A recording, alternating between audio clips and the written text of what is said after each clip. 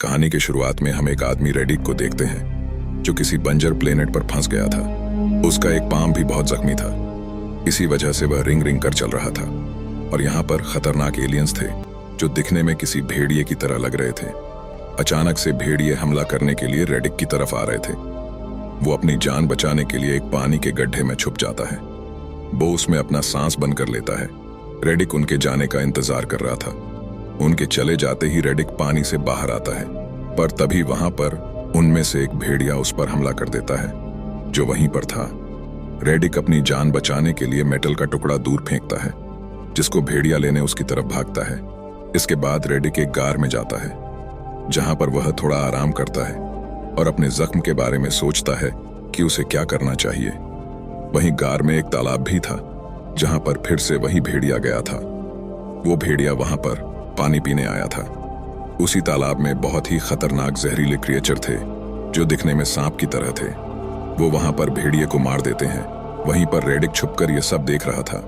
उसे भी आगे का रास्ता इसी तालाब को पार करके तय करना था, इसलिए चुपके वहां से जाने लगता है तो पानी में रहने वाले क्रिएचर ने उसे देख लिया था। वो उसे मारने लगता है। वो उस खतरनाक क्रिएचर से अपनी जान बचाने के लिए वो पत्थरों के दरमियान में छुप जाता है। और यहां से हमें पता चलती है रेडिक की कहानी कि वो कैसे इस प्लेनेट पर आया था। रेडिक जहां पर रहा करता था, यानी कि अपने प्लेनेट पर उसने वहां के लॉर्ड यानी राजा को मार दिया। इसके बदले उसे वहां का राजा बना दिया गया। राजा बनने के बाद भी रेडिक बहुत परेशान रहा करता था, क्योंकि बहुत से लोग उसकी जान के दुश्मन थे जो उसे मारकर खुद राजा बनना चाहते थे। क्योंकि वहां का यह असूल था, जो राजा को मारेगा उसी इंसान को राजा बना दिया जाएगा। और यही वजह थी कि उसकी जान को हर वक्त खतरा था। तीन उसके साथ रहने वाली औरत ने भी उसे मारने की कोशिश की, मगर वो बहुत चालाक था। वो उसने उसे पकड़ लिया और उसे मार दिया। और उसे रेडिक जान चुका था कि इन सब के पीछे एक आदमी वाको का हाथ है, क्योंकि वह भी रेडिक की जगह राजा बनना चाहता था। वो उससे एक डील करता है कि अगर तुम मुझे एक जगह जो फ्यूरिया प्लेनेट का रास्ता बता दो, मैं तुम्हें अपनी जगह यहाँ का राजा बना दूंगा। दरअसल उसका नक्शा खत्म हो चुका था, मगर अब उसका रास्ता सिर्फ बाकू को ही पता था। वो रेडिक की बात को मान जाता है और अपने कुछ खास लोगों के साथ रेडिक को फेरिया प्लेनेट भेज देता है। मगर वो वहां पर पहुंचता है तो उसे कुछ वक्त के बाद पता चलता है कि यह तो फेरिया प्लेनेट है ही नहीं, बल्कि एक बंजर प्लेनेट है जहां पर किसी इंसान का कोई नामो निशान नहीं। वो समझ गया था कि यह सब बाकू की एक चाल थी। उसने यहाँ पर अपने साथियों को रेडिक को खत्म करने भेज था, और रेडिक खाने के लिए मछलियां पकड़ा करता था। उसे यहाँ पर नहीं रहना था, इसीलिए उसे आगे बढ़ते रहना होगा। उसने अपने साथ भेड़िए के एक बच्चे को भी रख लिया था ताकि उसे पालकर उसे अपने पालतू जानवर बना सके, जो उसके काम भी आएगा, क्योंकि उसे एक साथी चाहिए था। आप वो थोड़ा करके जहरीली क्रिएचर का जहर अपने अंदर भी डालता है और उस भेड़िए के अंदर भी डालता है, ताकि वो इस जहर से मिलन हो सके।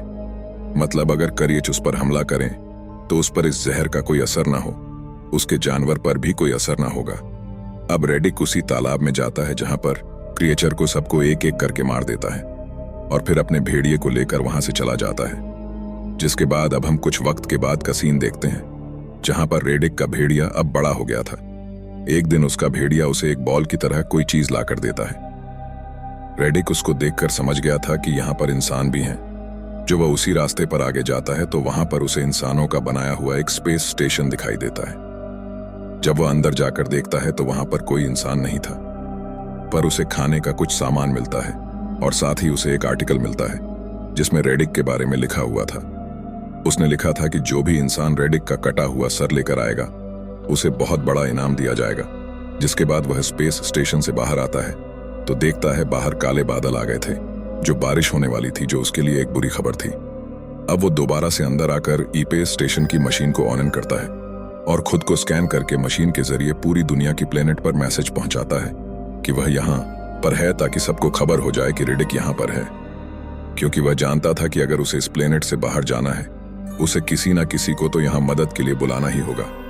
और उसे यह बात पता थी, ऐसा करने से वहां पर जरूर कोई ना कोई आएगा, और होता भी ऐसा ही है। थोड़ी देर बाद वहां पर एक स्पेसशिप आ जाती है।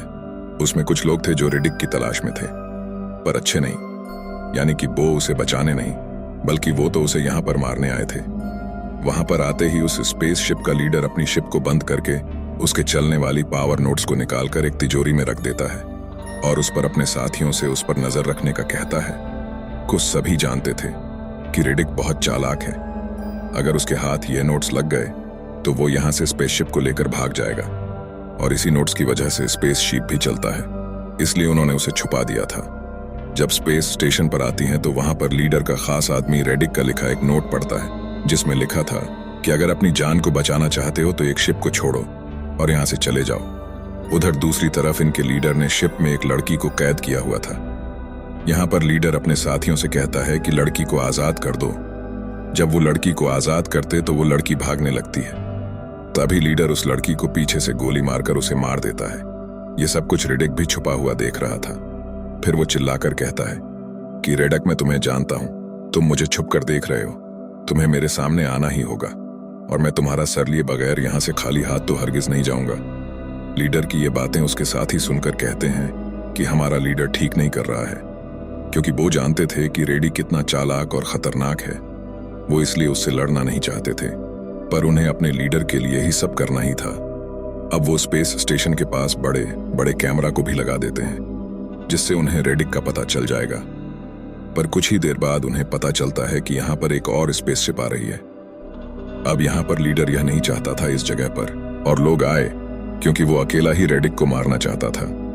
उसका इनाम वो खुद लेना चाहता था। और यहाँ पर हमें पता चलता है कि लीडर को किसी और ने नहीं बल्कि बाको ने भेजा था, जो रेडी के पीछे पड़ा हुआ था। पर ऐसा कुछ नहीं होता। शिप भी लैंड कर जाती है और स्पेस स्टेशन के पास आकर रुकती है। और स्पेस शिप के लीडर का नाम जॉन था। उसके साथ एक लड़की भी थी जो उसकी साथी थी। जॉन लीडर से कहता है कि मैं तुम्हारे काम में दखल दूंगा, तुम्हें जो करना है वो करो, मगर हमें भी यहाँ पर अपना काम करने दो। लीडर इतनी आसानी से कहाँ मानने वाला था। वो तो खुद गर्ज लालची इंसान था। वो जॉन के स्पेसशिप के नोट्स को भी अपनी तिजोरी में रखवा लेता है ताकि कि वो इनके साथ कोई चालाकी ना कर सके, और उसके बाद ही जॉर्ज को यहाँ पर रहने की इजाजत देता है। लीडर अपनी तिजोरी की चाबी हर वक्त अपने गले में डालकर रखता था। उसी रात कैमरा भी खराब हो जाता है जो लीडर ने लगाया था। उसे रेडिक और उसके भेड़िए नहीं खराब किया था। लीडर अपने साथियों के साथ कैमरे को चेक करने जाता है और जॉन्स उसे रोक रहा था। देखो, तुम वहां पर मत जाओ, हो सकता है ये सारी चाल रेडिक की हो, उसने वहां पर जाल बिछाया होगा। पर लीडर जॉन्स की बात को नहीं मानता और चला जाता है। वहां पर जाते ही एक साथी जाल में फंसकर मर जाता है और दूसरा साथी भी मर जाता है। लीडर देखता है कि उसकी तीसरे साथी को भी रेडिक खींचकर अंधेरे में ले जा रहा था। यह सब देखकर लीडर काफी परेशान हो गया था। उधर जोनस को भी यह सब पता था, लेकिन जैसे उसने लीडर से वादा किया था कि वो उसके काम में नहीं आएगा, वह ऐसा ही कर रहा था। मगर अब लीडर खुद जोनस के पास आता है और मदद मांगता है, पर आकर वो उसके साथी के साथ बदतमीजी भी करता है, जिसके बदले में उसकी साथी लीडर को एक मुक्का मारती है। जोनस कहता है, ठीक है, मैं तुम्हारी मदद करने के लिए तैयार हूं, पर तुम्हें सिर्फ एक दिन के लिए मुझे रेडिक को देना होगा, चाहे तुम उसके साथ जो मर्जी करना। इससे यह बात तो साफ थी कि जोनस का एक अलग ही मकसद था, रेडिक को पकड़ने का। इसके बाद अब जॉन सबसे पहले रेडिक के भेड़िए पर शूट करके ट्रैकिंग डिवाइस लगा देता है, क्योंकि यह सब जानते थे कि यह भेड़िया रेडिक के पास ही जाएगा। अब यह सब उसका पीछा करते रेडिक तक पहुंच जाते हैं, जो एक गार में था। वहां पर यह देखते हैं कि उसने लीडर के आदमी की लाश को लटकाया हुआ था। वह सिर्फ इनका ध्यान भटका चाहता था, और यह बात जॉन्स को भी समझ आ गई थी कि रेडिक ने उनको बेवकूफ बनाया है। उधर रेडिक स्पेस स्टेशन पर पहुंच गया था। फिर वो जल्दी से वापस जाते हैं। कहीं रेडिक पावर नोट्स ना ले उन्हें तिजोरी पर कुछ लिखा मिलता है, जिससे उनको लगता है कि को रखा था। लीडर ये बात मानने के लिए तैयार नहीं था। कहता है कि सारा वक्त चाबी मेरे गले में थी, तो ऐसा कैसे हो सकता है। लीडर डरते डरते तिजोरी को खोलकर चेक करता है, पर साथ ही साथ इन्हें यह भी लग रहा था शायद उसमें रेडिक बॉम्ब छोड़कर गया हो। मगर ये डरते डरते तिजोरी को खोलता है तो उसमें सभी पावर नोट्स थी, लेकिन इस बार ही उसे यह खुला ही छोड़ जाते हैं और ऊपर से रेडिक आकर उन्हें चुराकर जमीन के नीचे छुपा देता है। जब यह बात जॉन्स को पता चलती है तो उसे बहुत गुस्सा आता है।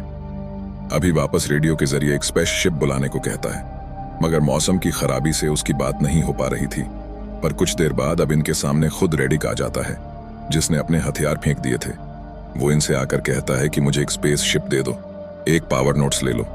तुम्हारे पास यहाँ पर सिर्फ कुछ ही देर का वक्त है, क्योंकि बारिश होने वाली है। इतना कहकर रेडिक वहां से चला जाता है। जब वो यहां से जा रहा था तो पीछे से लीडर उसे मारने की कोशिश करता है, मगर तभी रेडिक का भेड़िया उस पर झपट पड़ता है जो उसे नीचे गिरा देता है। लीडर ने भी भेड़िए को दूर फेंक देता है। ये सब देख रेडिक अपने भेड़िए को बचाने आता है तो जॉन का एक साथी आकर रेडिक पर बेहोशी का इंजेक्शन को शूट कर देती है और लीडर ने भी भेड़िए को मार दिया था। वो रेडिक को अपना गुलाम बना लेते हैं। इसके बाद जब उसको होश आता है, वो खुद को स्पेस स्टेशन में बंधा हुआ पाता है, जहां पर उसके सामने जॉन बैठा अपने बेटे के बारे में पूछता है। यहां पर हमें पता चलता है कि जॉन अपने बेटे के लिए आया था। रेडिक जॉन्स की बातें सुनकर उसका कोई जवाब नहीं देता। जॉन कहता है, मेरा बेटा कहाँ है? रेडिक कहता है, अब यहां पर जो होने वाला है उसे तुम्हें देखना चाहिए। जॉन हार मानकर लीडर के हवाले कर देता है। लीडर बड़ी तलवार लेकर उसका सर काटने के लिए तैयार था। जैसे ही वो रेडिक का सर काटने वाला ही होता है, वहां पर बारिश होने लगती है और जो क्रिएचर जमीन में छुपे हुए थे वो पानी की वजह से बाहर आ जाते हैं। सबको स्पेस स्टेशन के अंदर अजीब अजीब आवाजें भी सुनाई दे रही थीं। सब डर गए थे। देखते ही देखते वहां पर जितने भी क्रिएचर थे सभी उन पर हमला कर देते हैं। क्रिएचर ने उनके 2 साथियों को मार भी देते हैं। ये सारा मामला देखकर जॉन तो समझ गया था कि रेडिक ही उन्हें बचा सकता है, क्योंकि नोट्स उसी के पास हैं जिससे शिप चलेगा। वो रेडी को खोलने वाला था, पर तभी उधर लीडर आ जाता है जो उसे मना कर रहा था। लेकिन इतनी देर में जॉन ने उसके पांव की एक जंजीर को खोल दिया था। तभी रेडिक उसका इस्तेमाल करके लीडर को मार देता है। जॉन से डील करता है कि मैं तुम नोट्स दे दूंगा, पर बदले में मुझे एक शिप देना होगा। जनस ने भी उसकी सारी शर्तों को मान लिया था। आप और रेडी के साथ ही बैठकर जाते हैं। ये दोनों उस जगह पर पहुंच जाते हैं जहां पर पावर नोट्स थे। रेडिक उनको निकालते हुए कहता है, जॉन मेरे तुम्हारे बेटे को नहीं मारा, बल्कि वो तो अपनी जान बचाने के पीछे न जाने कितने लोगों की जान लेना चाहता था। उसे किसी ने नहीं मारा।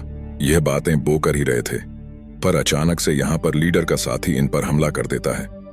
रेडिक उस आदमी को मार देता है, साथ ही उसने इनकी बाइक को भी खराब कर दिया था। अब इनको पैदल सफर करके स्पेस स्टेशन तक जाना पड़ेगा। इसके बाद वहां पर बहुत से क्रिएचर भी आ गए थे जो उन पर हमला कर देते हैं।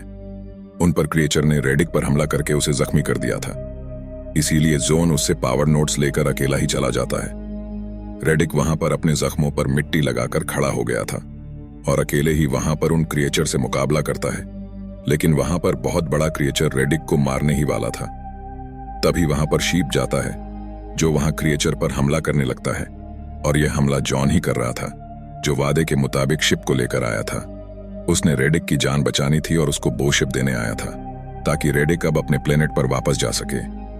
दोस्तों, कहानी अच्छी लगी हो तो चैनल को सब्सक्राइब और वीडियो को लाइक जरूर कर देना।